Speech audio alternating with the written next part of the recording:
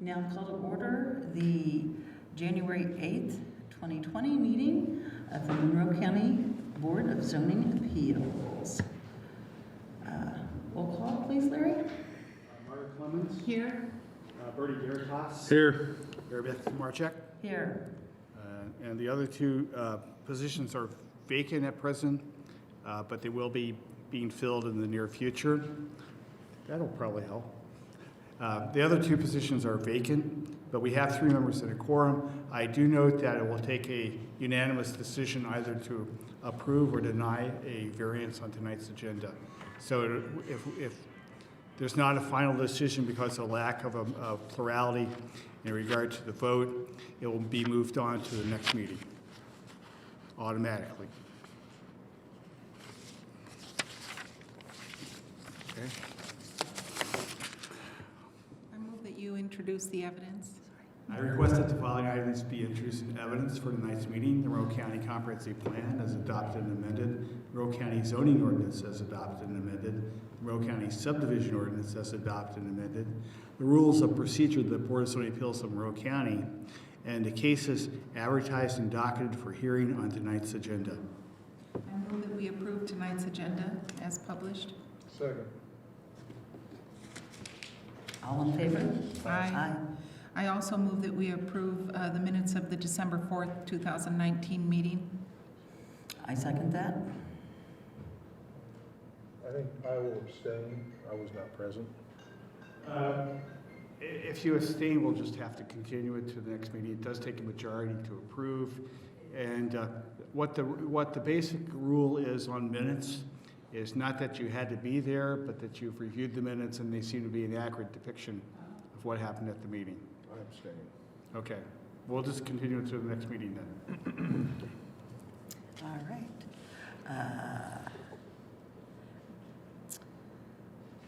Assign chair and vice chair, administrating business. Thought we did that last time. I'm sorry. Administrative business, assign chair and vice chair. Yeah, we basically need to elect a chairman and a vice chairman. I would like to nominate Mary Beth Kazmierczyk as the chair. Second. Of the board. All those in favor? Aye. Sure. Great, that was easy. So you need a vice chair. I move that we appoint Margaret Clemens as vice chair for the Board of Zoning Appeals. Thank you, Bernie, for your... My pleasure. I second that. Sure. All in favor? Aye. Aye. Okay, seeing no old business, on to new business. The first one before us is is case number 1911-VAR-71. Ann? Thank you. Okay, so this petition is for petitioner Jared Warren, who is present here today. This is a design standards variance request from the Sinkhole Conservancy Area requirement of Chapter 829-3, specifically the 3C2. So the petition parcel is located in Perry Township, Section 21. It's located at 4492 and 4580 South Walnut Street, Pike. The petition site is zoned suburban residential, which is a former fringe zone SR. Is that correct? I'm sorry, I misspelled that. It's that's correct. RS 3.5. There we go. Which is suburban residential. It also has an overlay, which is the planned residential overlay 6 of the Chapter 833 former City of Bloomington jurisdiction. So the petitioner is requesting this variance in order to maintain an existing driveway that crosses two platted sinkhole conservancy areas. So the 2 parcels was platted. This is lot 3 and 4 of a 4-lot subdivision, Cardinal Creek minor subdivision. It was platted in 2007. There were 5 sinkhole conservancy areas dedicated during the subdivision process. The petitioner installed a driveway that crosses through two two of the sinkholes. So this is the current condition. That's the driveway that was installed earlier this year. This is the Cardinal Creek plat to get a bigger scale. Since platting, 4 karst features were missed. The petitioner recently had a geotechnical report done of the site to see about whether or not, to get some information about keeping that existing driveway there. And they discovered 4 additional karst features across the property.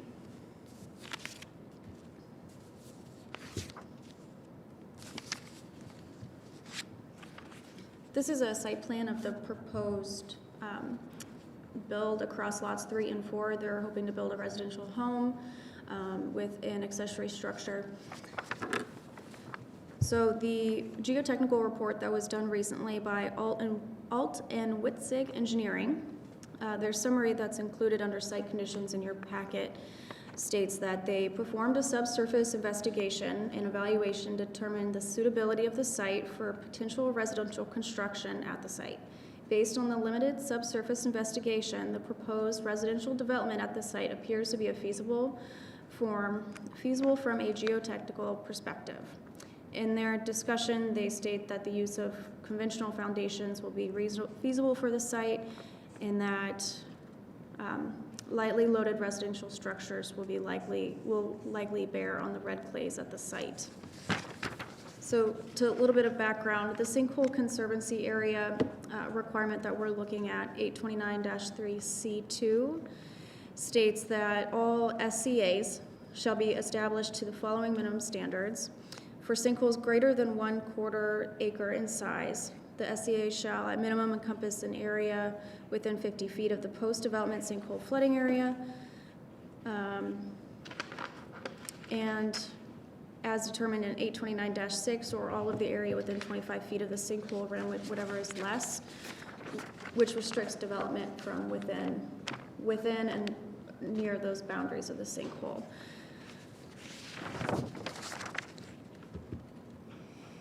There's very little slope on the site, just gentle slope that's over 15% away from the buildable, where they're proposing to build. It has plenty of buildable area. The comprehensive plan identifies this site as mixed residential, and for Makua Phase 1, and Makua Phase 2 identifies it as Gateway South.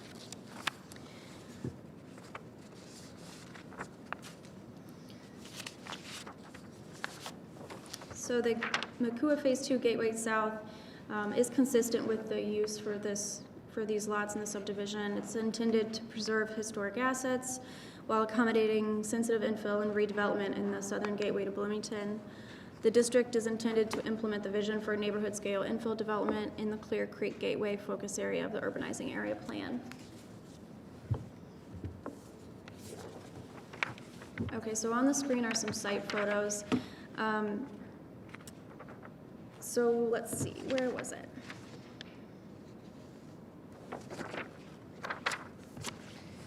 So the petitioner added the driveway in error and has been compliant throughout the enforcement process. The MS4 coordinator for stormwater has reviewed, let me back up. They had requested that, where is my wording? So the stormwater engineer had requested that some of the features right at the front of the lot near the entrance on South Walnut Street Pike was stabilized immediately. So we issued a separate grading permit so that they could stabilize the site and install some culverts. Now, because it does continue on through the sinkholes, it would require this variance. It is the minimum required to keep the driveway where it is. So here on this screen, you can see the area stabilized, looking west towards the back of the property. So this is now looking east. We're just west of the sinkholes. this is the driveway, this is the two sinkhole conservancy areas. I've tried to outline where they are. They're a little difficult to see on the photo. So, yeah, without this variance, the petitioner would not be able to develop the property that's platted in the subdivision, even after combining two lots due to the number and location of sinkholes on the property. So staff does find that this meets the standards of practical difficulties as defined in Chapter 801. The area where the drive would have to be located to avoid all other sinkhole conservancy areas would disturb a natural drainage swale that the MS4 operator has requested remain as is. And the petitioner is planning on combining two of the lots to make the subdivision a 2-lot subdivision as opposed to the current 4-lot subdivision, reducing future density.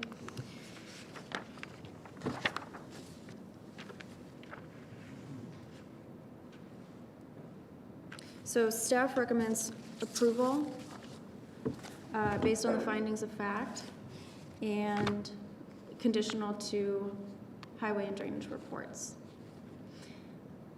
Does anybody have any questions? Questions For staff? Would the petitioner like to step forward and speak? I think she did a good job unless you have any questions. Okay, you don't have to, no, sir. Would anyone here would like to speak on behalf of the petition? Seeing none, would anybody here like to speak against the petition? Seeing none, I will entertain a motion. I can go ahead and do that. Okay, In the matter of case number 1911-VAR-71, Design Standards Variance Sinkhole Conservancy Area Requirement of Chapter 829-3, 4492 and 4580 South Walnut Street Pike, I move that we approve the variance based on practical difficulties. I second the motion. Larry, please call the roll.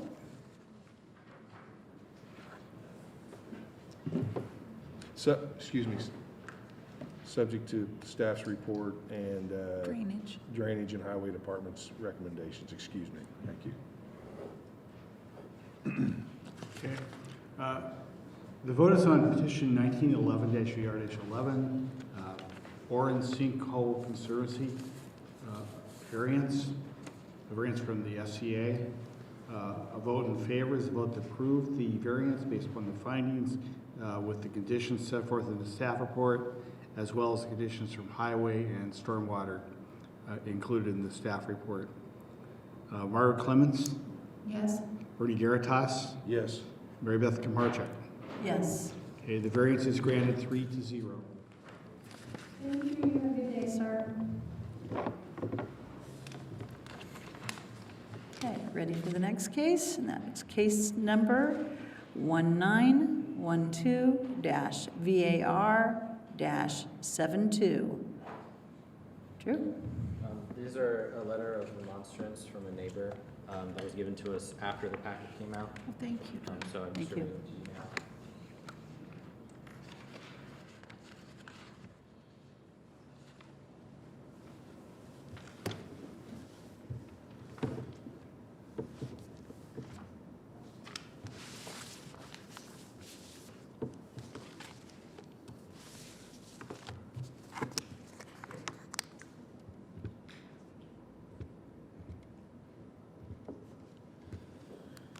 Okay, this petition is the Cummins version 2 buildable area variance, chapter 804. To give you a little bit of summary and background here, the petitioner requests a design standards variance from chapter 804-4E of the Monroe County zoning ordinance. The variance request is for the construction of an attached 2-car garage outside of buildable area, or more specifically on slopes greater than 15%. The proposed attached garage will be placed on the western side of the house, measuring 20 feet by 28 feet, and will be utilized for residential use.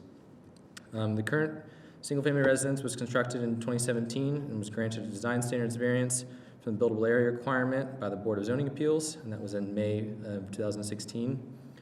That purpose of that variance was to demolish the old 272 square foot residence and construct a new 826 square foot residence. That variance was granted with conditions The land disturbance in the 15% slope area was permitted only for the single-family dwelling, as shown in the submitted plans, and that erosion controls were followed. We saw this petition, a very similar petition, in October. They came in for a variance for a 260 square foot, one-car garage. After they had received that variance petition that was approved by this board in October, the site plan and construction plans were submitted for a building permit and an improvement location permit to the planning department.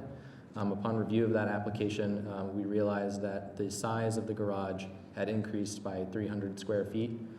So we notified the builder and the petitioner about this deviance from the approved variance.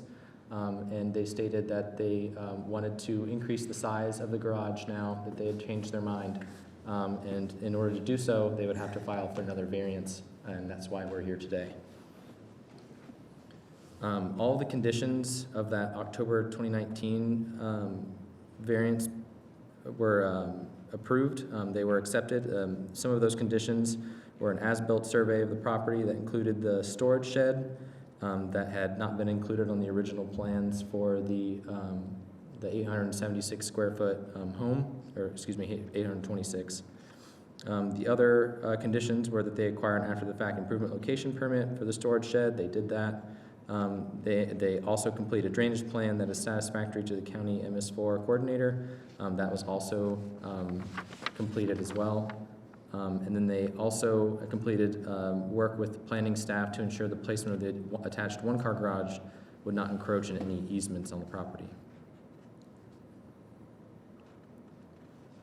Would you repeat that last condition? I think I remember. Sure. That last condition on the October 2019 variance petition was for the petitioner work with Monroe County planning staff to ensure the placement of the attached one-car garage does not encroach into any easements on the property. Upon review of the site plan that they had, an as-built that they had submitted at that time for the one-car garage, that was meeting that condition. So if the variance request of the garage is approved, the petitioner is required to meet improvement location permit requirements, including setbacks and all our design standards for construction of the new 560 square foot attached two-car garage. If this variance petition is denied, the petitioner retains the ability to construct the 13-foot by 20-foot attached garage as approved and represented in the original variance petition that was approved in October. So this property is located on North Tunnel Road, out by Lake Lemon. It is zoned suburban residential. Some of the other surrounding zones are forest reserve, but also suburban residential following along Tunnel Road.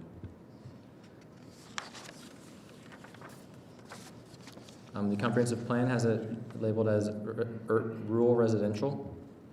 And here we have a site conditions map that shows the steep slopes in the area as well as the floodplain. I believe in the original variance petition for the home, they had received a LOMA. I would have to double check on that, but I believe that this map here does not represent the correct location of the floodplain.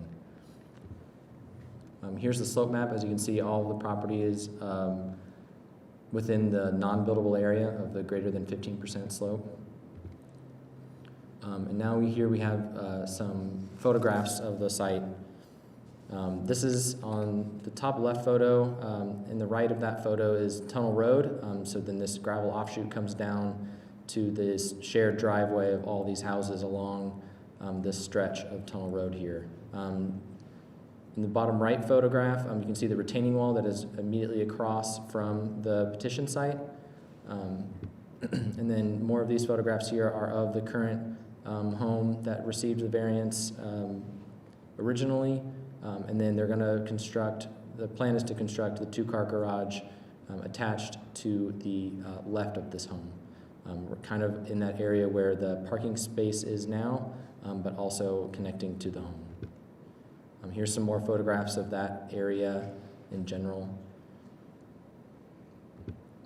And some more photographs of the kind of grade that is present here and the kind of tight squeeze that is present. Some more photographs here. The bottom right is the other entrance to this gravel road offshoot, the shared driveway that connects to North Tunnel Road. Here's a photograph, aerial photograph of the home. On the left of the home, in this photograph, is the shed that was unpermitted. They did receive variance approval for that shed in the October meeting. So that is all said and done. And now here we have the consent letter from the petitioner and the letter to the Board of Zoning Appeals by the builder who is here and is present. And then here we have the site plan that identifies the larger 2-car garage versus that smaller 1-car garage that was originally approved in the variance. And then here's some more construction plans that show the type of grade that they're working with and the schematics for how they plan to attach it to the home, that kind of thing. All this material is in your packet as well. And I've distributed to you the letter of remonstrance from the neighbor. I believe his name is Michael Klitzing. I'm not sure if he's here this evening, but he wanted me to send you guys this letter. There has been a lot of discussion about the drainage issues in this area, so that's why the condition for the approval of the MS4 coordinator was attached to the previous variance petition.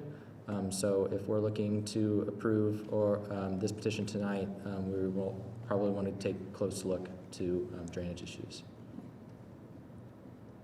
So overall, staff recommends denial of the design standards variance to Chapter 804 for the buildable area requirement based on the findings of fact, specifically finding C regarding practical difficulty. This was the same recommendation we made for the first variance in October for the 1-car garage, just based on practical difficulty. I will now take any questions you have. Any questions for Drew?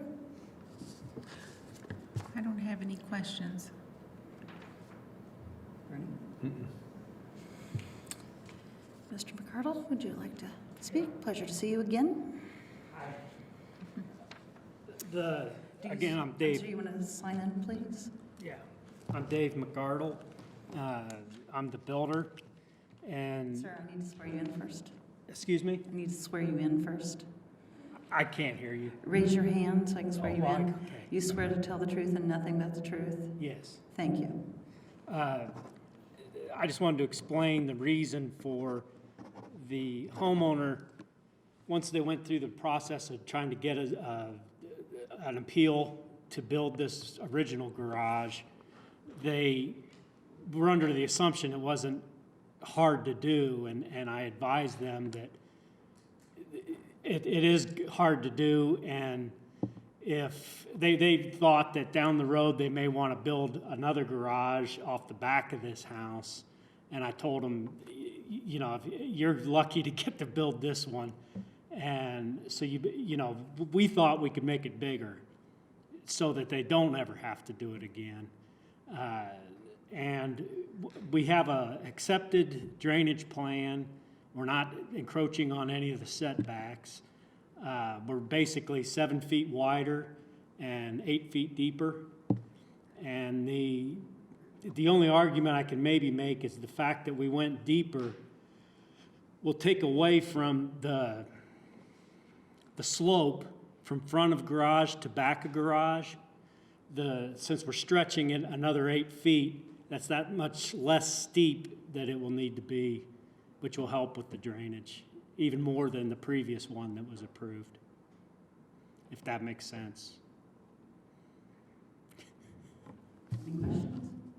I have no questions.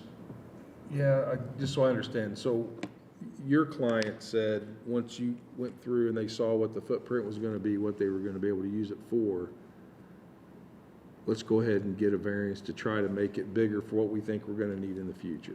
Correct. Is that pretty Because, close? yes, and the simple fact was, you know, we realized, myself included, that this is difficult to do. And You know, I had to convince a lot of people to allow us to do just a one-car garage.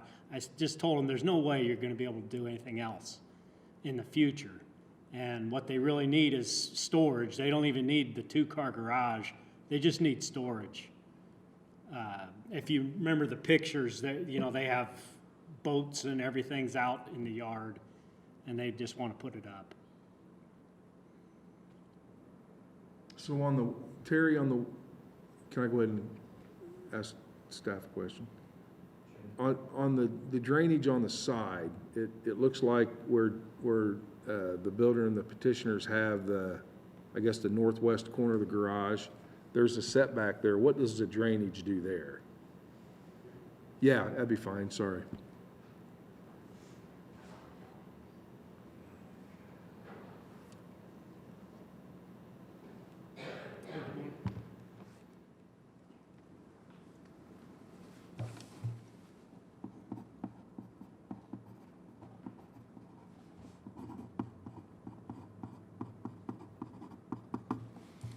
Please state your name for the record. Terry Quillman, And do you swear to tell the truth and nothing but the truth? I do. Thank you. Ask me again, Bernie. I'm wondering on the, and I think it's the north side, excuse me, but on the side where the new garage is going, that's right up against the setback line, is that correct? It's very tight in there, Right. and I still have a few reservations about this plan, so it's probably best you ask this question.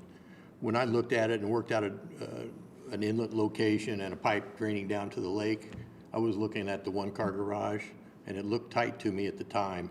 If they're coming in with a second car or wider garage, it's really going to be crowding it, and I'd like to see a revised drawing on that. Okay. It's really getting tight between that unit and the next one to the west. I'm trying to read here what's the setback from the west property line? The dimension.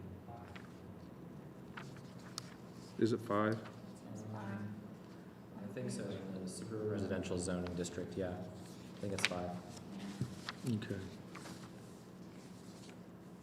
So what you're thinking is that on that side where the house is going or the garage is going, that it may be tight to maintain the drainage? Just to get the pipe in there, and what I'm seeing, there's a large tree out in the front toward the lake, and I don't see an alignment where they can get a pipe down there. So I'd just like to see that addressed. Sure.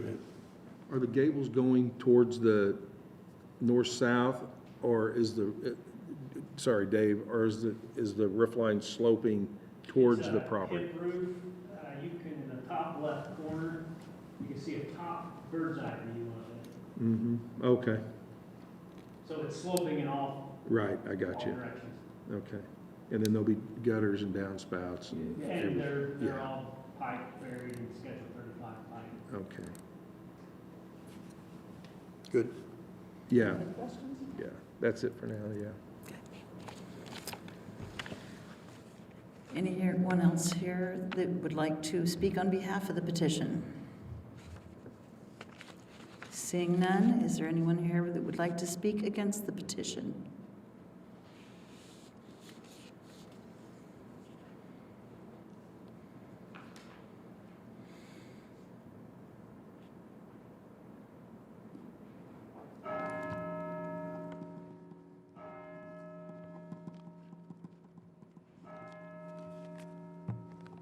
Good evening. Oh, Sorry. Please state your, oops. Please state your name for the record, sir. Michael Klitzing. And do you swear to tell the truth? Please your hand. Do you swear to tell the truth and nothing but the truth? I do.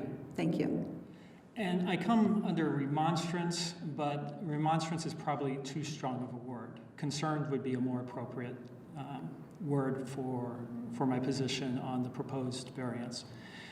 As stated in the letter, and I wasn't sure my job was going to allow me to come to tonight's meeting, but fortunately I was able to make some last-minute adjustments to come. So that's why I presented the letter to Drew to provide to you tonight. I do have concerns about this. The neighbors Mr. and Mrs. Cummins that are making the variance request. I don't particularly have concerns about them. They've always been great neighbors. I appreciate the improvements that they've made. What used to be on that lot was a former, basically, trailer that had a tree go through it, and it was completely a nuisance. So they have certainly made improvements to the neighborhood, and I'm appreciative of them. Likewise, I didn't necessarily have any concerns about, well, I shouldn't say I didn't have any concerns, but I wasn't opposed to their construction of a garage. I understand that they want to have a place where potentially they can long-term move full-time out to the lake and have a place to park their cars. So again, didn't have an objection to the concept of a garage. But I do have concerns based on interactions that I've had with Mr. McArdle. On August 2nd, which was a Friday at approximately 4 p.m., I did have a meeting with other individuals to discuss the respective plans. My property is immediately to the east on the side that the proposed attached garage is going to be constructed on. And basically, we were discussing our respective plans. This board in September granted the variance for a house that is currently under construction on my lot.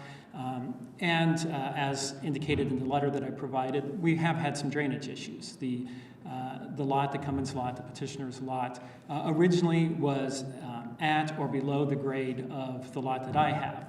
And today it's at significantly higher, which means there's a lot more water that is directed towards my lot that prior to construction, the original construction of the Cummins home, was going the opposite direction. I understand, based on my conversations with the planning department, that that might be legal under state law, but I certainly don't think it's the most ethical thing to do. That being said, the house that was there, it did cause damage to it. It caused some damage to a retaining wall that wasn't in the best shape, I'll be the first to admit it, but because of the additional water, it certainly didn't help the previous house that was there. Again, kind of a moot point since we're building a new one, but it doesn't change the fact that there's still a lot of water coming our direction. I'm certainly glad that the planning department and this board provided extra provisions to ensure that drainage both on the petitioner's property as well as my property when I was the petitioner were addressed. So I'm thankful for that. But it's still a concern. And hearing, what the previous gentleman said makes it a greater concern for me. The tree that was referenced, that's my tree, or it's right on the property line. And the property lines there are basically parallelograms. So that tree is right on the corner. If it goes straight out on that, that's going across that tree, which is predominantly on my property line. And we've taken efforts to preserve that tree. And if we have any more disruption against the roots on that tulip poplar, it's certainly going to potentially cause damage and ultimately the death of that tree. So a concern to me, something that we certainly were striving to try to preserve as many of the existing trees in place. But what's most disturbing to me was just some of the statements that were ultimately made at that August 2nd meeting. And really some of the statements that were made tonight. Effectively, the conversation that we had between myself, David, the co-owner of my property, my builder, Mr. McArdle, and the petitioners, was that, if we get it approved, then we're going to build what we want. And effectively, that's what appears to have occurred with the original house. That's what appears to have occurred or attempted to occur now with the larger garage. And that larger garage, I recognize there's going to be a garage there. Again, I didn't remonstrate against the original garage. And I'm not saying that I'm remonstrating against this, just expressing concerns. But at the same point, it's getting ever and ever closer. It's right on the property line now, the setback components of it. And it's getting further forwards towards the shared drive. Again, we can live with that, but I have concerns based on the track record. Is what's approved, if you grant the variance, going to be truly what's built? And if you choose to grant the variance, again, your choice to do, I just request that there be extra efforts and requirements placed to ensure that what is constructed is truly what is permitted to be constructed. And those are the proposed additional terms, some of them may not be applicable based on actions that have already taken place. But most specifically, you know, before the footings are actually poured, I think there needs to be a survey that says, yes, it's where it's been approved to be poured. And then after everything's done, I think there needs to be another as-built survey. So those are my recommendations. Like I said, while I'm coming before you during the remonstrance component, I wasn't strong enough to come during the support, but if you had a section that was concerned but not remonstrance, that would be the category that I'm coming to you before for your consideration. Happy to address any questions you may have. Any questions? I don't have any. Thank you, sir. How big is that tulip tree? That tulip tree is around probably about a roughly 20-inch diameter, if not a little bit larger.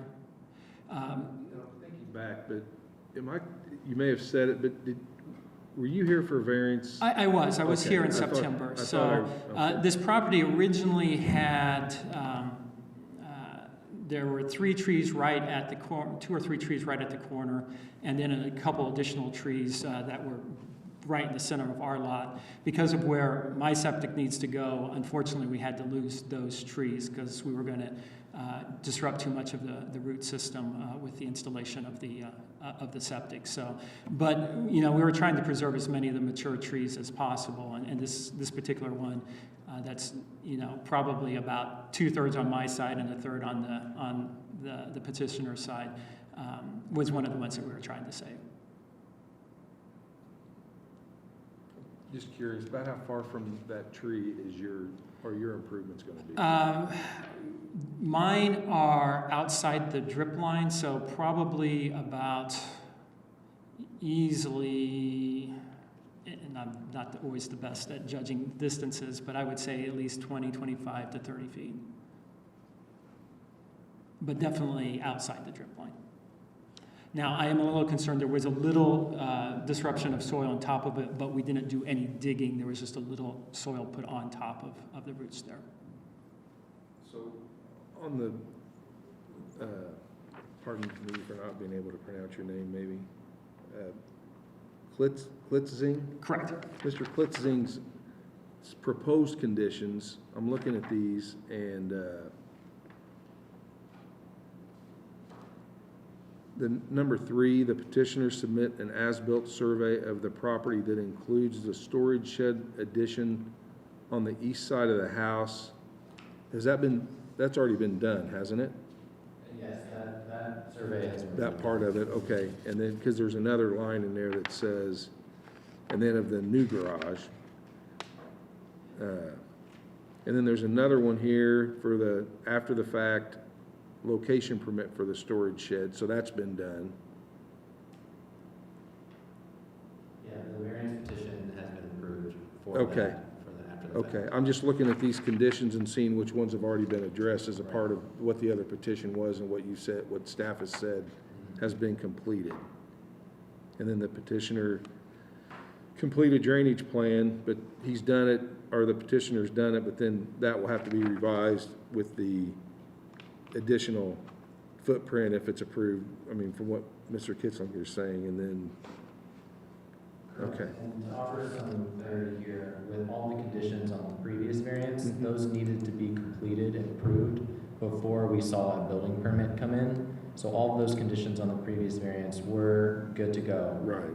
And then they were able to submit a permit at that time.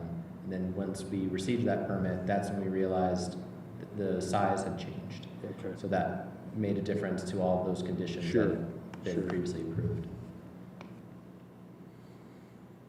Okay, any further questions?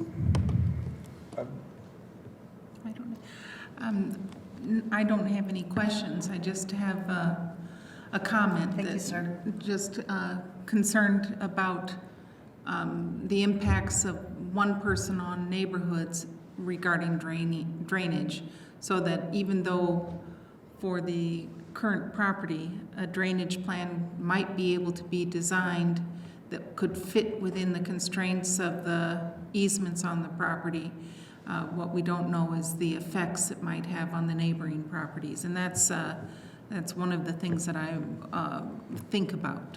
So that's a comment and not a Need to back question. up, just need to back up just Oh, a little yes. bit. Is there anyone else here that wishes to speak against the petition? Oh, sorry. Okay. Thank Now- you. Okay, but I don't have to repeat that, do I? No, Okay, you're fine. thank you.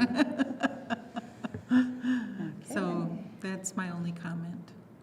When we looked at this petition before and it was a negative staff recommended denying it, which is a pretty high bar, I think, to get over.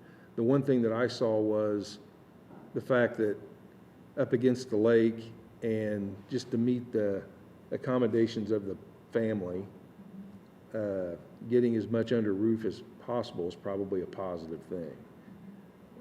What I'm wondering is if Terry would consider a motion where we allotted up to the dimensions of what they're proposing on their building plan, subject to a drainage plan that meets your department's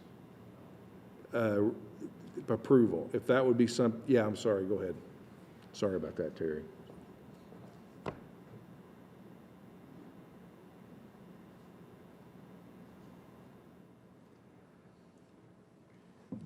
His original plan had a storm inlet up in the drive and then a pipe going down. With this expansion, I saw that really difficult to maintain. If he comes back, I'll put the burden back on them to come back in with a plan. I'm fine with that. Sure. My concern is there's, I don't know, 20 or 30 foot of drop through this, between these two homes. So it's going to erode, it's going to be very difficult to hold the soil.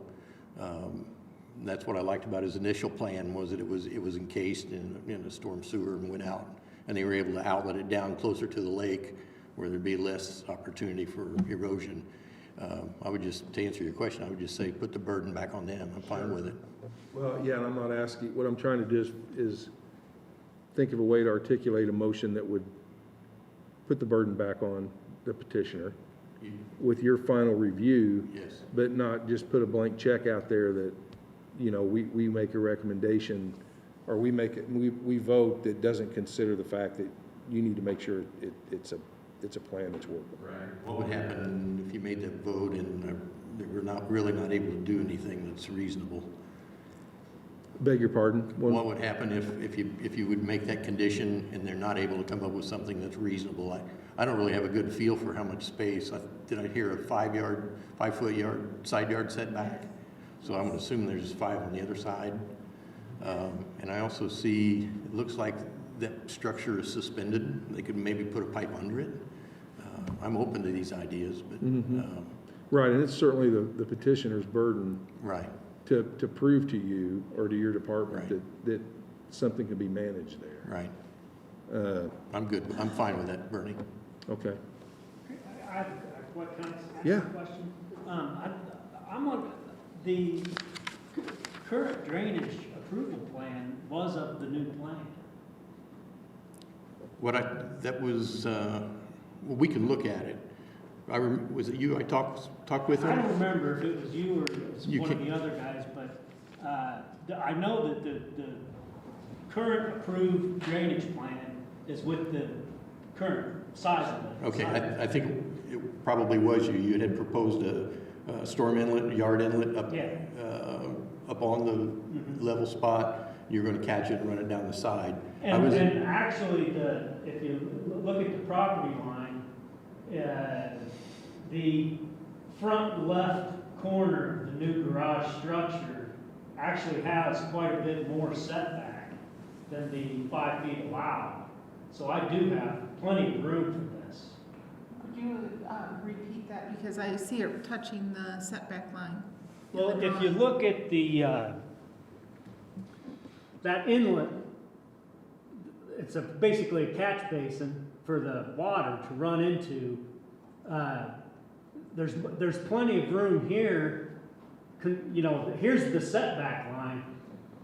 The building's actually quite a bit further back from that, so there is plenty of room here.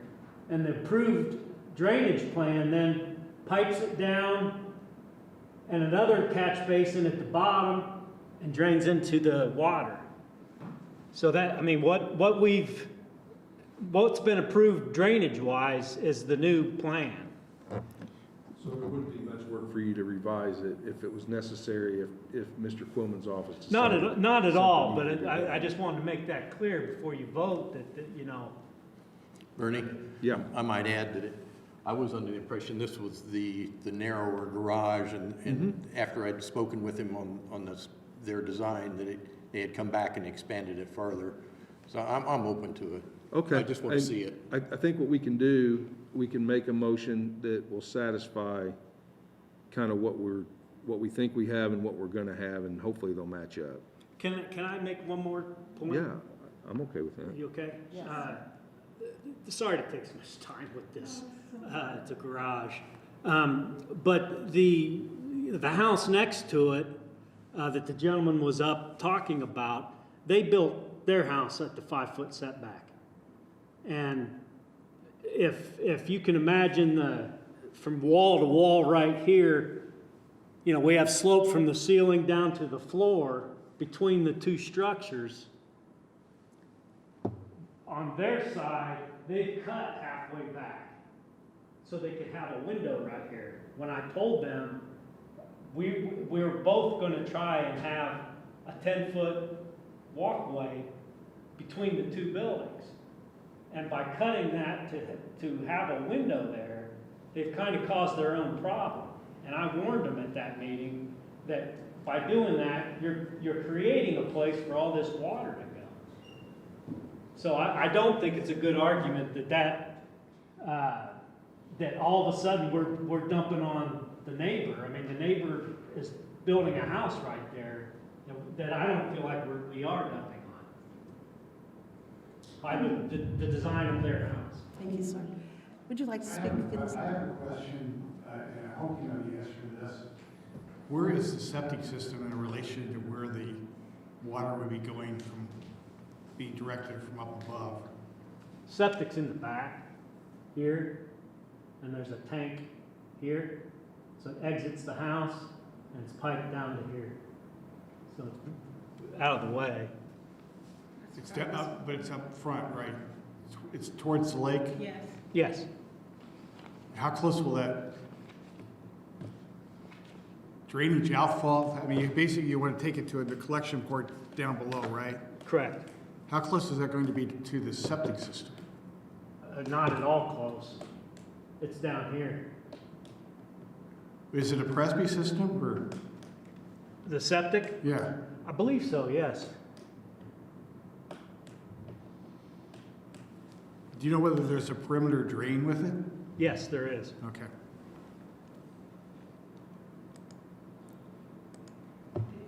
Could I express one concern, Bernie, about sort of putting this decision on Terry as to whether this is approved or not? I guess I would recommend, if possible, to continue this, if you're interested, to have the report presented to the full board so the board can make a determination on whether they're satisfied with that system, based on Terry's recommendation one way or the other.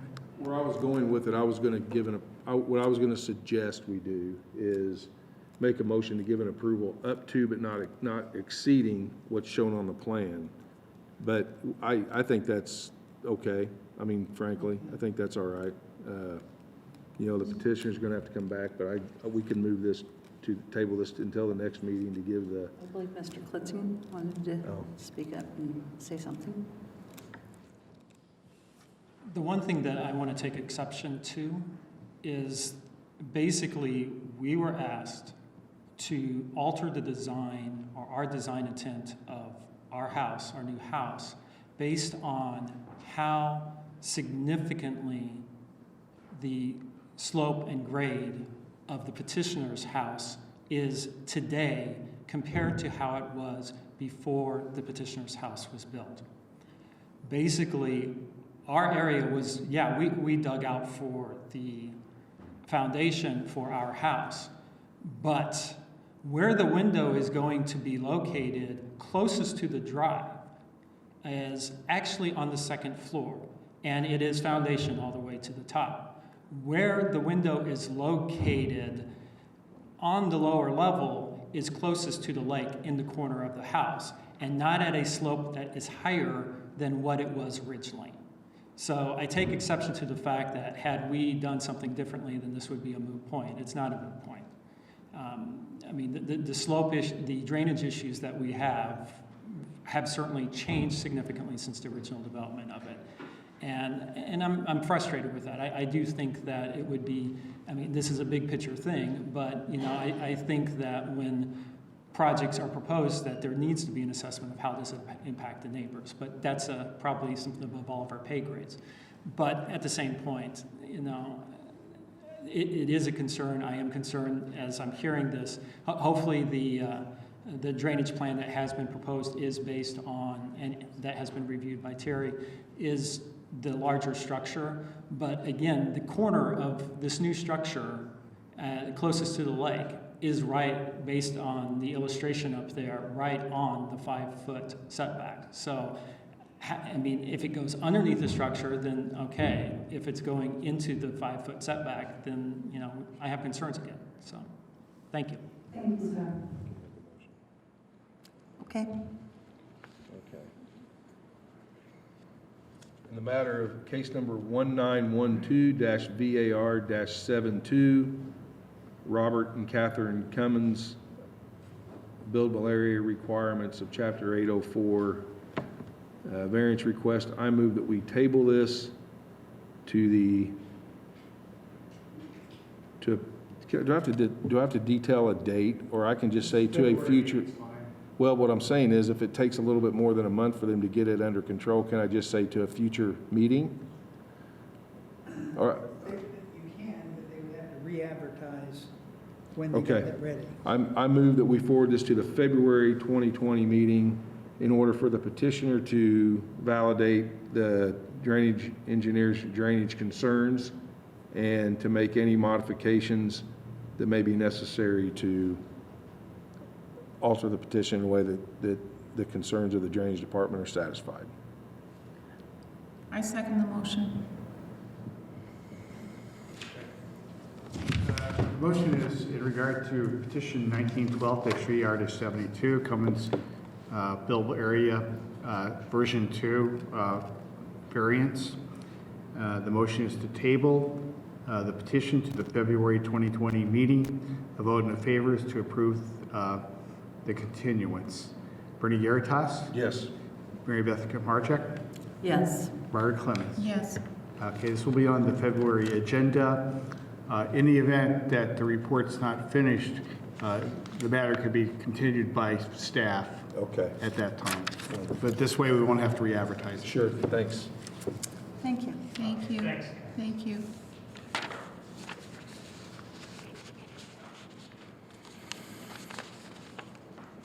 Okay. Next up, we have case number 1912-VAR-73-74. Drew? There's a couple petition letters that were submitted after the packet came out. Those are in support of the variance.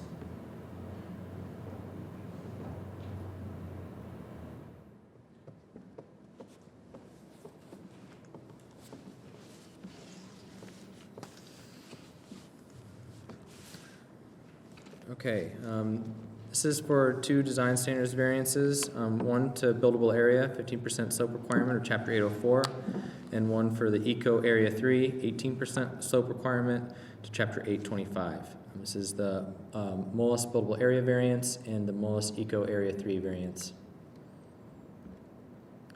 So here we have some summary and background for you. The petitioner requests that these two design standards variances from Chapter 804 and Chapter 825 in order to finalize the construction of a two-level deck that was built in steep slope area without an improvement location permit or a building permit. The petitioner states that a building permit is not necessary as the construction of the deck falls under the log cabin rule. Nonetheless, the petitioner did apply for a building permit in September of 2019, approximately 11 months after the construction of the deck had already begun. The petitioner posted photos of the partially constructed deck in October of 2018 from their Facebook page, Molus Construction and Contracting, LLC. The petitioner applied for a 3-level deck permit in September 2019, and in October, the petitioner was notified that the proposed location was in a steep slope area and classified as non-buildable without first seeking a variance approval. A few days later in October, the Monroe County planning staff received a voicemail from the petitioner stating that they were going to hold off on the deck for the time being. And then later in that same month, planning staff performed a site visit after receiving an anonymous complaint that the deck was already built and noted that the construction of the 2-level deck was in the steep slope area. A December 2016 permit was posted on site for a pole barn with quote /deck unquote added to it. The deck is not listed in any paperwork from that original December 2016 application for the pole barn. The pole barn application did not require any variances because that structure was built in the buildable area that exhibits less than 15% slope. Pending the variance approval, the petitioner plans to complete the construction of the approximately 528 square foot 2-level deck. The existing uncompleted deck did not receive an improvement location permit and resides in the area greater than 18% slope. Therefore, the deck structure is not permitted without variance approvals and an after-the-fact improvement location permit. The deck must receive variance approval from Chapter 804 and Chapter 825 for Area 3 of the Environmental Constraints Overlay. If either variance petition is denied, the petitioner must decommission the deck structure through the appropriate demolition permit process. So the petition site is located at 6340 North Viking Ridge Road in Benton Township, Section 17. The property is zoned suburban residential and is in the Environmental Constraints Overlay Area 3. The adjoining parcels are suburban residential as well and conservation residential. The surrounding uses are mostly single-family residential. The comprehensive plan has it designated as rural residential. And site conditions here, you can really see the constraints from the steep slope in this area. You can see the ravine that cuts through the middle of the property. The home is in the top right section of the property lines. You can see it there. Here's the slope map. You can see that a lot of the area towards the south west of the home is in that steep slopes greater than 15% and 18% where the deck has been located. Here we have some site photos. The first one is facing southeast, frontage on North Viking Ridge Road, and the bottom right is facing northwest, frontage on North Viking Road as well. Here, top left photograph is of the home and the detached garage / pole barn that received the 2016 permit, which was built in the buildable area. And then you can see the driveway cut that comes down to behind the home where the deck has been constructed. So this is coming down the driveway and getting an angle at where the deck has been located. And here are some more photographs of the deck and the trail that comes down to the deck. And we can really see how steep it is over here in these photographs. Just some more photographs here of the deck itself. You can kind of see the how it's not completely finished because there's the stair cuts have not been completed. Here's a bird's eye view. This photograph, I believe, is from 2017, so you can't see any of the deck construction here, but it is predominantly where that southwest of the home, where that white fence kind of juts out. That is approximately the location of where the deck has been located. Here is the site plan that was submitted. It gives you some idea of the dimensions of the deck and its respective distance from the pole barn and the single-family residence. I kind of zoomed in here a little bit to get a better idea and see those numbers of the deck structure. Yes. Here we have the enforcement notice from the county commissioners.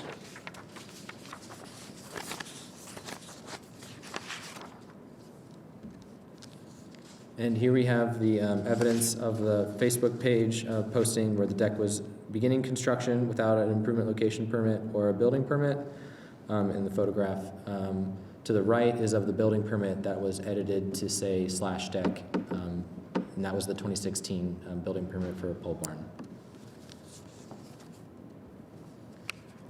Here's a email correspondence with the zoning inspector for the petitioner that identified that their application for a permit for the deck in the steep slope area would require a variance. And as I stated earlier, it was then said by the petitioner that they were going to hold off on starting construction on the deck at that time. So overall, staff recommends denial of the design standards variance to Chapter 804 for buildable area, 15% slope requirement based on the findings of fact, specifically finding C regarding practical difficulty. The same goes for the design standards variance to Chapter 825 for the Eco Area 3 regarding practical difficulty with respect to the use of the property as residential is not affected by the presence or not presence of the deck. I will now take any questions. Any questions for Drew? Is the site plan, and I may have missed this and I was reading too, but the site plan in the presentation, is that based on the prior building permit? This one here, that one, excuse me. Is that the current one or is that the one that was prior?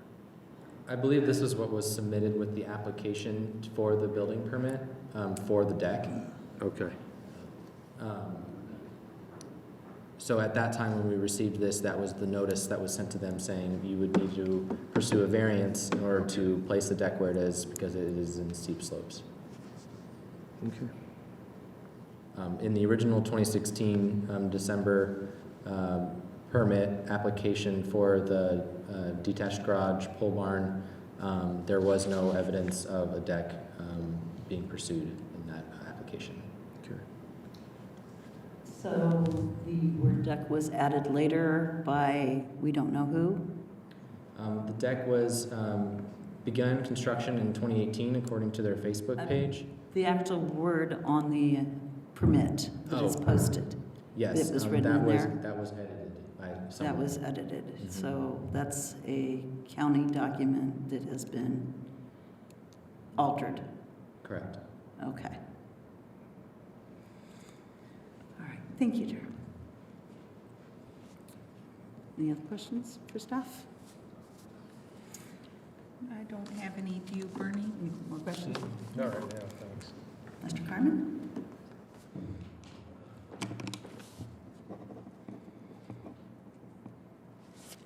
Mike Carter, representing the petitioner.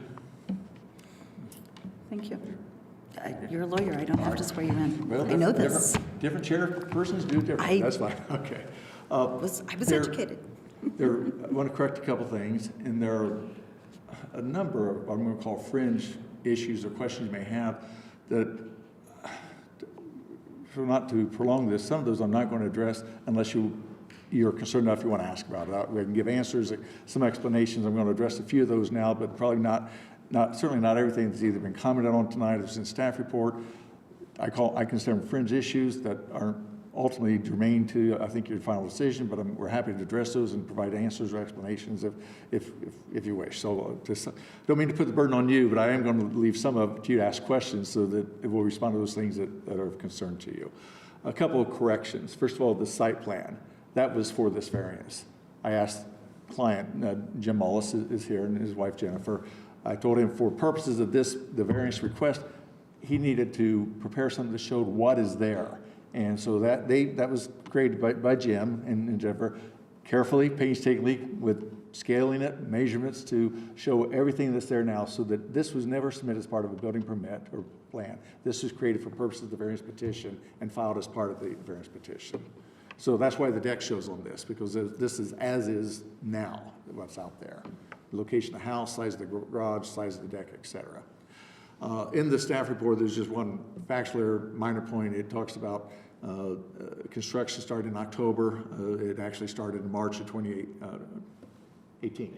March 2018, but again, I don't think that changes anything. It's just that.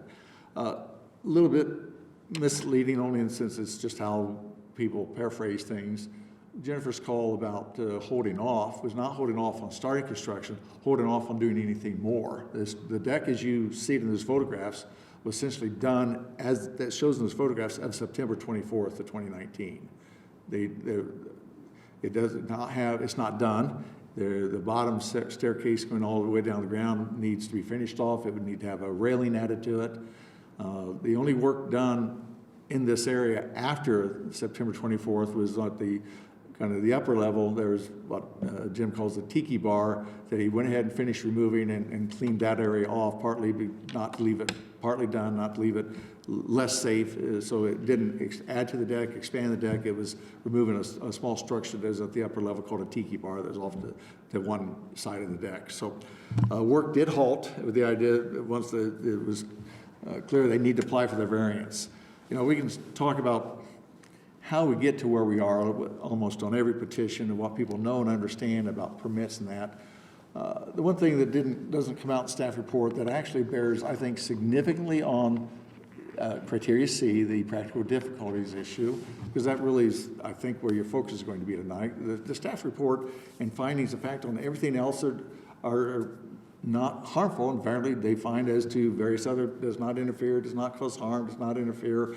And so it's really get down to that practical difficulties issue, which is where you almost always end up with these variance issues and not. So on that issue, this is Danny Smith Edition 2, platted in 1969.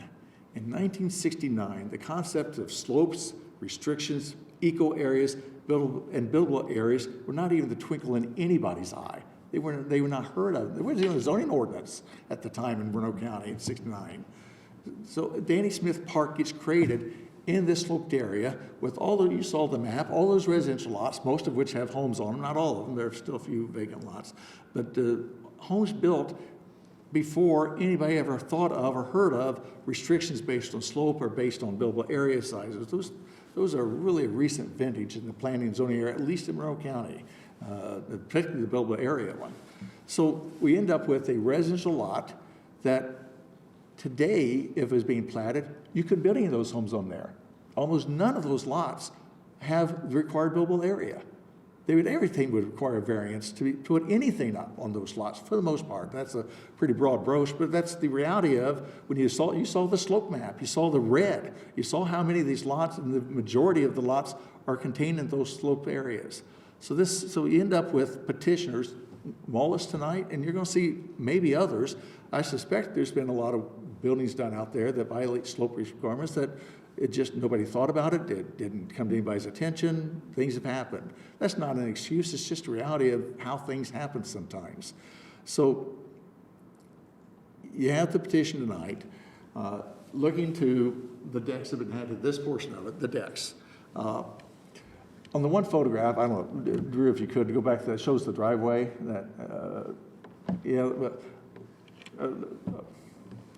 Go back one. Right there, that's fine, thank you. You see the decks in the photograph, you see the drive off to the photograph on the right side of that. That's the driveway that comes from the front and down around the back. It comes into the driveway parking area behind the house in the garage area. But it is, from a pedestrian standpoint, you don't see any steps, you don't see any stairs, you see a sloped driveway. Access to the back part of this lot, the backyard as such, is downhill. Now, Jim can walk it, Jennifer can walk it, his mother cannot. There are people who cannot get into the backyard and use it. When you look at the deck, what is not finished yet is this last set of stairs over here. What that does is gives access by structurally sound steps with the rail to allow people to get from the house level down into the backyard area. Because it's largely unusual that you have to walk down the driveway and walk on down the slope with no steps, no stairs, no railing or anything. So there are practical difficulties with use of this lot without adding a feature like this. Now, Could they have just simply built stairs someplace? Yes, but the stairs any place would have required a variance themselves too. So that doesn't change the need for a variance. But, you know, to make use of the backyard, they put the picnic table, they put chairs on the driveway, on the paving behind the house in front of the garage to have an outdoor picnic or eat outside.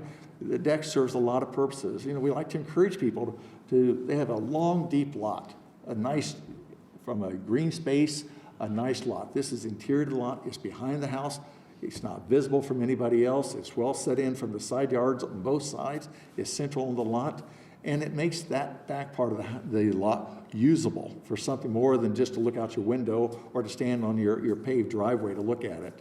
So there are a lot of reasons why to want the deck there, to want the steps there, to make the house more usable as a residence in an area that has a lot of nice green features that are hard to take advantage of and enjoy being elevated as they were. Now, we would certainly like these things to be done in advance. Request the variance, get approvals if possible, then you go build. Had this come to you in advance, before the work being done, you know, I'd try to think, what would you have done or said? What I think you would have done, it would had a couple of conditions about erosion control during the course of construction, about how the deck gets done, the posts get set. I can tell you those things were all done in advance without having to be told. There's great care taken to dig the post holes, and that's the minimal ground disturbance of the post holes only. That's the purpose of the elevated deck. No grading was necessary. Riprap needed to be added anyway. When you saw the one picture, a lot of rip at the base of the deck. That needed to be added anyway because before that, the water coming down the driveway that's paved and around the house and sheeting off of the driveway was cascading out a little bit, so it needed riprap down there anyway, just to deal with the water that was coming out, drainage anyway. So it is an opportunity to combine remedies.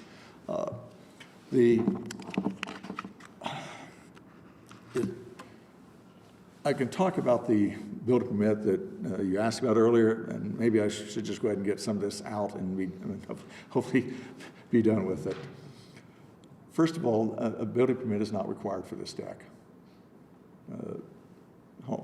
Lot owner doing their own work on their own property, there's no building permit required. That building permit that was shown, to which Jim added the words "and deck," clearly did it after the fact. That building permit that work's already done. All right, I'll just say it. This upper part of the deck, the top part, was built by Jim and his son. His son, shortly after that, died. And so there's a real emotional issue of wanting to preserve that. I want to preserve the whole deck, but at least that upper level, because that's the last thing he and his son did together. And that's why I'm talking, because Jim's not going to be able to talk and get through it. So if you have questions for him, he'll answer them, but I'm going to try to do the talking for him because he's not going to get through it. But he had somebody, a neighbor, causing some trouble, complaining about different things he's doing or anything he was doing, it felt like. So while the deck was already, that building permit, that work was already done, that he just still happened to have that permit, and getting complaints about the deck that it actually was already, the work was already done as you see it. So he thought, okay, I'll just shut him up. And so he wrote "on deck" on there and posted out there where it could be seen, thinking that would just stop him. Leave me alone. I don't need to deal with you. Well, he should have done it. It didn't change anything. Nothing work was done pursuant to that permit because that permit had nothing to do with this. No permit was required for this. So it should not have been altered. It was. It ultimately does not have any bearing on this, and hopefully put that issue aside. You know, I always hate to offer compromise positions because one compromise would be to preserve part of the deck that required disassembly of the lower tier of it. I'd hope you not do that, but certainly the upper tier has, from an emotional issue and a family issue, has a lot more meaning to it than because of the son's doing that construction with him.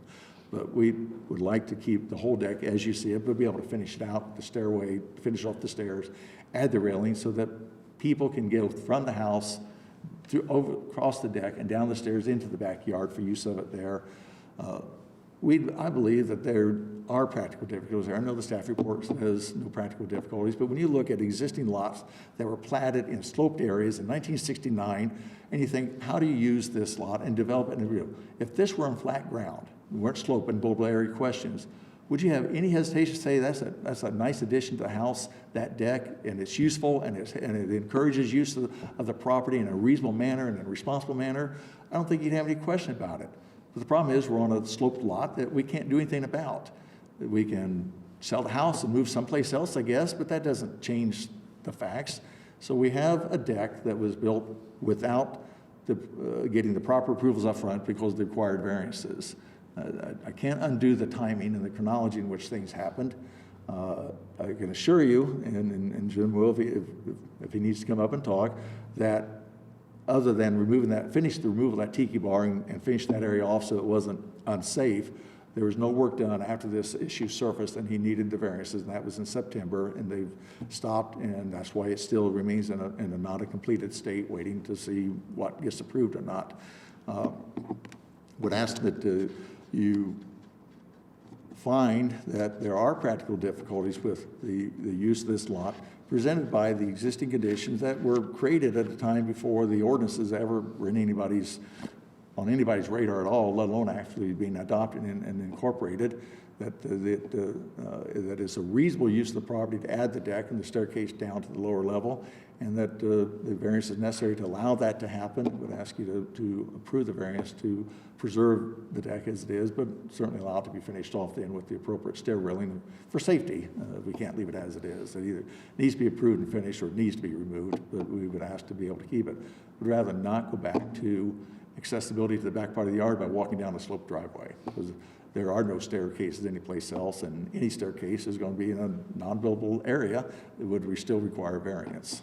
So would ask your support for the approval of the variance. Questions? Anyone have any questions? All right. I don't have any questions. The driveway on the lower right photo, what, is that a gravel driveway? Yeah, it's paved at the upper, but once it continues on down around, it's not paved. Right, It goes okay. on down. And then with the construction of the pole, is that a pole barn? It's a nice looking pole barn. Is that a pole barn on right there? The garage here? Yeah. Was that a pole barn? It says a pole barn, that's what I was just making sure. You talking about this? Yes, sir. Yeah, that's about pole barn. Okay, and then, in the photo, it wasn't paved, but it's paved in that, was the slope, yeah, was that slope built up as a part of the work with the pole barn? You don't need to, come on up, Jim. We won't go too fast here. Thank you, and I'm sorry, I don't mean to be so emotional, it's just. Happens, we understand.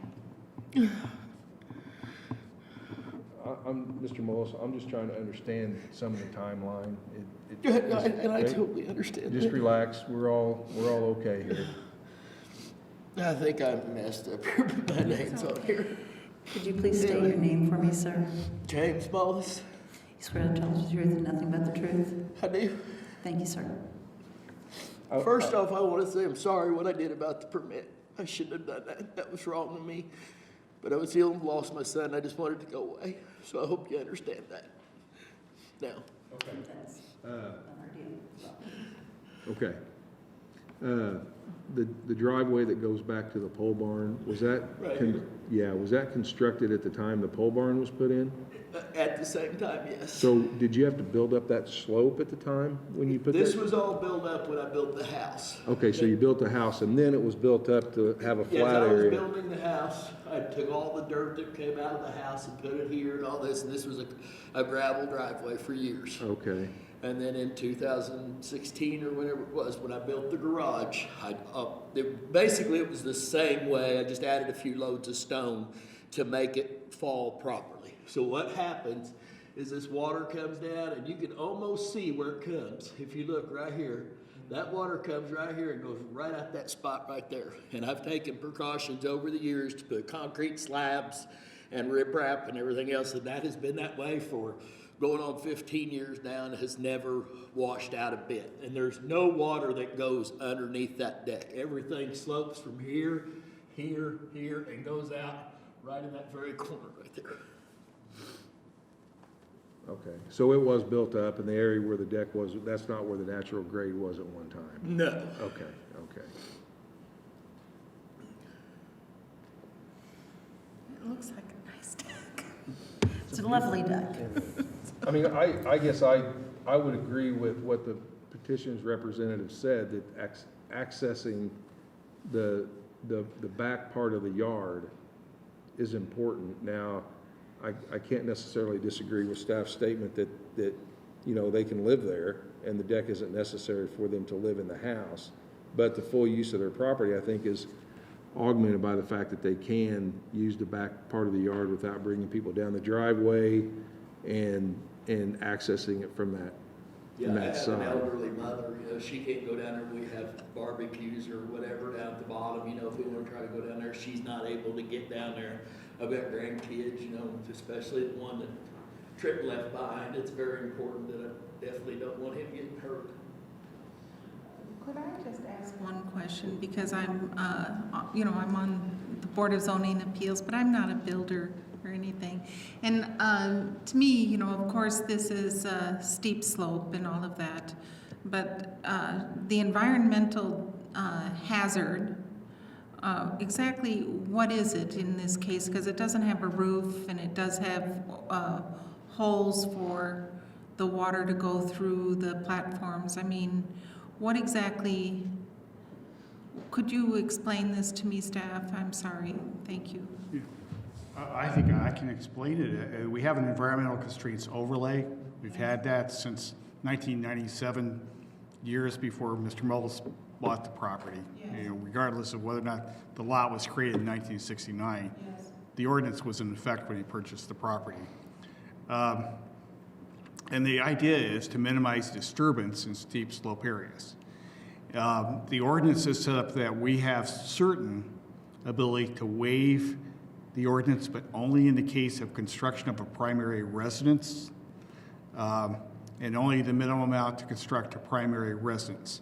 We do not have the ability to waive the construction of accessory structures going into steep slopes or because the ordinance just doesn't allow it. I don't have the discretion to allow it to go in. So anybody who wants to build an environmental constraints overlay, an accessory structure or a garage and so on, has to get a variance. We just don't have any way right now to get around that. We do have a way to waive the buildable area for addition to an existing residence. This isn't really a residence, it's like, No. well, could I ask one other question? Because I think you've answered it, it's just, you've answered it very well. But do any of the ADA, the Americans with Disability Act's ramifications matter here? Because he's talked about accessibility of the lot to, Well, I mean, Mr. Carmen cited the log cabin rule. I mean, the cases in the statute on it are somewhat vague. I'm not sure exactly whether the pioneers, those hardy pioneers that came to Indiana, really were building very many three-story decks. And the idea of the log cabin rule is that the basic idea is you ought to be able to build your own residence within certain confines without having governmental interference. And whether that includes a three-story deck or not, I think is debatable. I think one condition we would want on this, if a variance is granted, is that a building permit be obtained and that, if necessary, engineering studies be done for that, and that it meet the building code. I mean, because if he's concerned about accessibility of children playing on that top, it needs to be safe. And I think that's our primary concern, would be safety of the deck. So if we do grant a variance, we would suggest that it be conditional upon a building permit being obtained and that all requirements from the building department be met. Because it looks like it's built on fill. There's no lateral supports to prevent shifting in the event of a wind, you know, shear wind. Those are some of the concerns. We don't know what kind of footings are on those poles. I mean, it needs to be engineered. This is a three-story deck, and for their safety, yes. there's a safety issue. The steps, especially if they're for elderly individuals, those steps should be designed to meet building code standards. Not necessarily ADA standards, but building code standards. Okay, well, So that that would be the answers, condition that we would request if the variance is granted. that answers a lot of questions that I have. Does our local code have, and I'm asking because I don't know the answer to the question, does our code have a standard for a stairway on a deck? I believe so. I did let Jim Gerspire look at this picture, and there were time constraints. The packet had already gone out, so I did not get a letter from him. But what he said is, like, just looking at it, he would have concerns. He would want to see engineered plans, and as far as the footers, particularly the lack of lateral support, given the height of that. Building department? That was the building department. Okay. So, I mean, I think that's a way of just assuring that if we approve the variance, that the structure is ultimately safe for the kind of uses he's talking about. All right, anyone else here wish to speak on behalf of the petition? Come on up, sir. Could you sign in, please?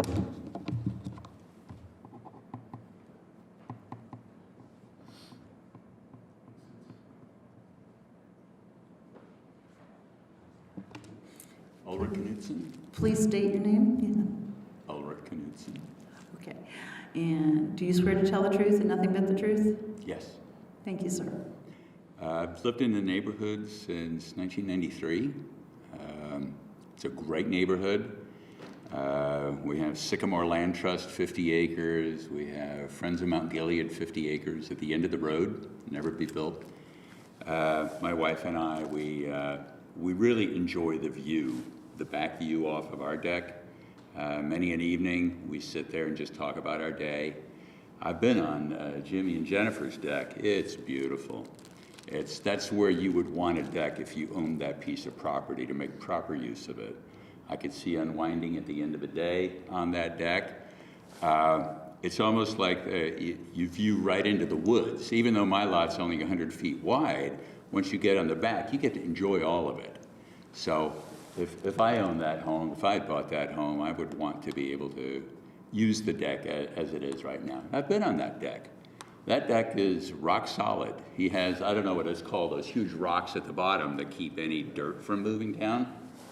And you know, I move around on the deck, and it's very well made. I'm sure it could meet all the standards that it needs to. Jimmy's a very good neighbor.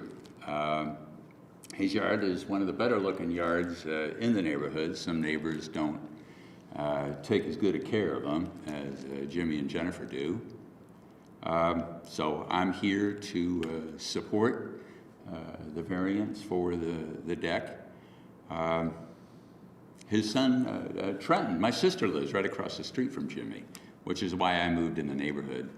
I'm also Danish, so living on Viking Ridge makes a lot of sense to me.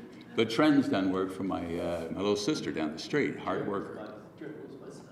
Yeah, Trenton's his son. So we're a pretty close neighborhood. I know most everybody. I've talked to several of them, and nobody has any objection to this deck. They have questions for me about what is this all about? And I said, well, the deck is on a pretty steep slope, so you have to get permission to be able to do that. And they say, oh, I hope they give it to them. So that's all I have to say. Thank you for your... I have one request, and it's a request in general. And I don't know if this will be approved or not. I appreciate, first of all, the support of the neighbors. This matters to me. But in your discussions in your neighborhood, it would be most helpful if you could tell these people that if ever they consider making such an improvement on their own home, that they really should enlist the help of the planning department, because it will save them time and money and help secure, you know, their property. And that's a favor I have to ask. Sure. I kind of stick my nose in things going on in the neighborhood. I love to walk my dog in the neighborhood. I actually own a piece of property, so I'm at 6290. I own a piece of property down the way that I bought, I don't know, 15, 18 years ago, with the idea that someday my son would build on it, my son Max. But now I find out that there are certain restrictions. So I paid $30,000 for a little 100-foot piece of land that I've been paying, whatever, $350 a year in property taxes, all on time. And now I find out I may not be able to ever build on it. Well, these people here are your friends. Did I ever get a notice of that? You know, when I bought it? I didn't see anything in all the paperwork the realtors did. I don't know. Things have changed since you bought it. Right. And that happens. Actually, we're about ready to undergo a reconsideration of our county code. And it's very complicated, and we do appreciate the public's involvement because things like this do impact. I don't think I was notified. So the people who bought before the new rules were in place, are they grandfathered in? Well, you bought before. Yeah, I bought the home in 92, and I bought the lot in maybe 98 or something like that. If you. The slope restrictions went in place at the end of 97. In 97, okay, I probably bought mean, it and shortly after that. Typically, people do not look at the zoning ordinance or even the restricted covenants when they buy a lot, and they should. Yeah. They should I mean, understand. usually it says, does the owner of the lot, the owner of the home know of any reason, anything that the new buyer should know about? And they're You know, gonna like put it's got down that there's radon zoning or it's got a restrictions. cracked foundation. I didn't see anything about Well, I slope mean, restrictions. it doesn't matter whether the owner told you or not. It's public record. Okay. The same way a subdivision plat is a public record, and restricted covenants. You're deemed to be of notice, whether or not anybody gave you personal notice or not. And we do. We publicize all our meetings. Any change in the zoning ordinance, there is a legal notice put in the paper. We post everything on the website if any change in the ordinance, any zoning map amendment. So we try our best to inform people. People don't always get informed. So. Right. Well, I will do. Your real estate agent should have informed you of. Say it again? That's something your real estate agent should have known. And Yeah, informed I you would of. think so, because if it's not buildable, it's not worth $30,000. One day I would invite you to come by the planning office, and we'll I go will. over a lot and what you I can will. do with it, what limitations there would be. If it was platted before the slope ordinance went into effect, you'd be entitled to build a home on that site, but you would have to build it in the minimal disturbance to steep slope. Gotcha, sure. Well, I will spread the word, I promise. Thank you, sir. Sure. It's very helpful. Okay, Thank you for coming this evening. I'd like to just add one more thing real quick. I just want to point out that what you were talking about with this is by far not done. I've done this, been in this business for a long time, and this is my deck. I don't want it going anywhere. So you can assure yourself that the only reason those things that you've pointed out are not in there is because I had to stop construction on the deck. So if you notice this up here, this is all wood. That cannot go anywhere. There's the posts up here are just like these set there'll be another beam going here. There'll be cross beams. I can promise you it'll take a massive earthquake for that deck to come down. Well, all we care about is that you meet the building code, and then, Right, and I understand, and again, as far as the steps goes, there's 7.5-inch steps, 12 inches in tread wise and all that, and as you notice, this one comes down on the deck. Yes, these are kind of freestanding, but they'll be posted, and, it'll be done right, I can promise you that. Thank you, sir. Is there anyone else here that would like to speak on behalf of this petition? Seeing none, is there anybody that would like to speak against this petition? Seeing none? Do you want to do the motion? I can do this. Yeah, he's good at that. The matter of case number 1912-VAR-73-74, design standards variance from chapter 804 and 825, buildable area in the 15% slope. Chapter 804 and eco area 3, 18% slope requirement for chapter 825. I move approval based on practical difficulties I believe have been met, with the following condition, that is, the petitioner prepare a statement certified by a professional engineer to the stability and suitability of the deck for its intended purpose, and that it meets the appropriate local building codes. I second that motion. That's something, that's good. Please call the roll, Larry. Okay. Let me, I just want to clarify something, Bernie. That would imply getting a building permit as well? If the building permit is necessary, I would include that under the appropriate local building codes. Okay. That's why I phrased it that way. I'm sorry, I missed that last part. Okay, the vote is on petition 1912-VAR 73 and 74, the Mullins Buildable Area Variance and Mullins Eco Area 3 variance respectively. A vote in favor is a vote to approve both variances based upon practical difficulties in utilizing the property with the condition that a engineered study be submitted along with a building permit application, and that it meet all building code requirements. That's a statement. Statement. Conditions, changing it. Say that again. That was not your condition. I'm trying to read, He's trying to get it here. okay, I mean, What did you take, can I ask the question? Sure. Just so we can get to the bottom of it. What did you take exception to? Understanding, Bernie, from your condition that comply with all building codes means if a building permit is required, then it has to be obtained. If it's not required, a building permit itself would not be required. Yeah, But the other engineering statement still was. Yeah, that was the point, is if there's the statement, let me just read it again. Okay. And then we'll go from there, okay, just so we can be clear. That the petitioner prepare a statement certified by a professional engineer to the suitability and stability of the deck for its intended purpose, and that it meets the appropriate local building codes. And that way, they can assess what codes need to be addressed, and then if there's a question as to whether they do need to be addressed, then they deal with staff on that.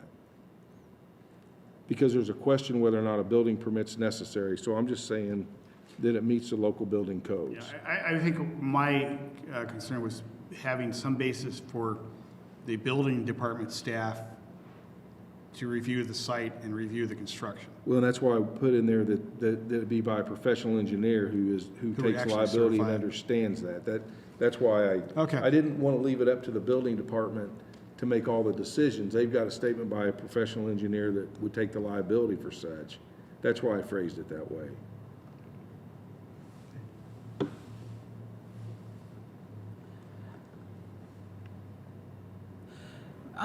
Let me repeat the motion. Okay. I'll try to anyway. The petition, vote is on petition 1912-VAR-73 and 74 Mullins Buildable Area variance and Mullins Eco 3 slope variance. The motion is approved based upon practical difficulties with the condition that a report be issued by a licensed engineer. Is that?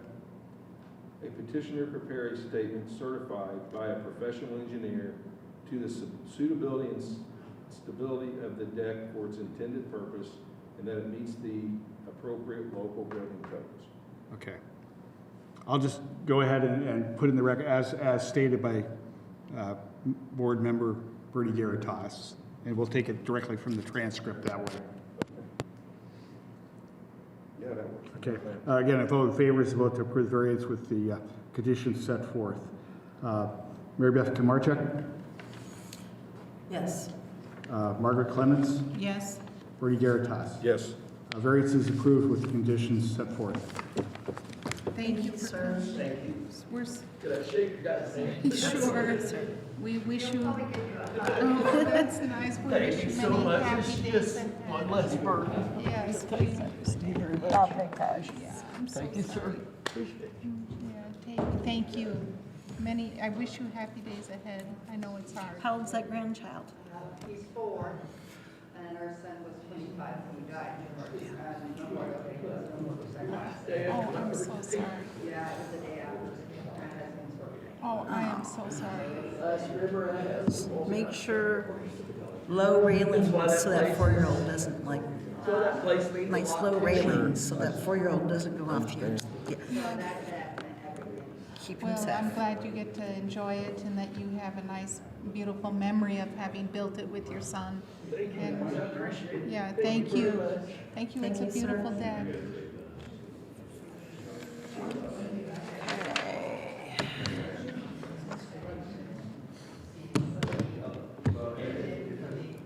They got a lot of neighbor support. I really appreciated that. Should we like vote to adjourn the meeting? Yeah. How are you doing? Yes. Yeah. Yeah, we still got a meeting. Yeah, we're still in meeting. Oh, we're still in the meeting, sorry. Oh, Come I on, Margaret, closed up. get your act together. Okay. And just tag the petitioners and Okay. leave. That's We okay. we still got We part know, of the we meeting. know. Calm to attention, Margaret, let's get out of here. Hang in there. Larry, do we still have part of an agenda to finish? No, I think we're done. Okay, Okay, We adjourn? there you go. I second the We were motion. waiting on the rest of your show. We're adjourned. I thought Thank you, you. I'm sorry, I just. That's okay.